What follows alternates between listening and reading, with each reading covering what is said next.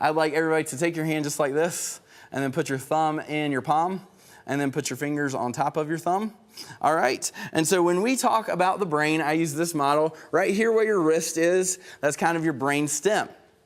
Now, your brain stem regulates some things like the fact that you are breathing in and out right now without thinking about breathing in and out is because your brainstem is taking care of all of those bodily functions for you.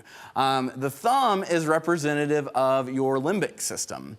Does anybody know what the limbic system generally is attributed to? Emotions. It's kind of the emotional center of the brain. Now, all emotions don't live in the limbic system. Your entire brain is actually involved in an emotional response to anything. However, the limbic system is kind of the emotional center of the brain. It tends to trigger and regulate emotional experiences. And then where your fingers are, this is your frontal cortex. And so this is the part where your fingers are. This is the part that is fully developing and actually growing forward as you get older. And so your ability, your higher level thinking skills, your ability to think about wants and desires and drives, everything that you consciously experience lives up here in this part of the brain.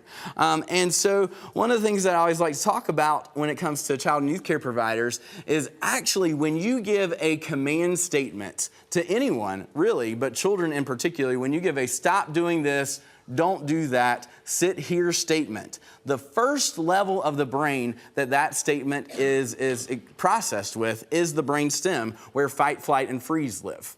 And so a child is literally choosing to comply with the demand that has just been placed on them or to fight the demand that has just been placed on them. And for children that are more feisty, guess what they always choose? Fight. And so that's why we advocate what we call permissive language when we talk about walking feet rather than stop running, when we talk about gentle hands rather than no hitting.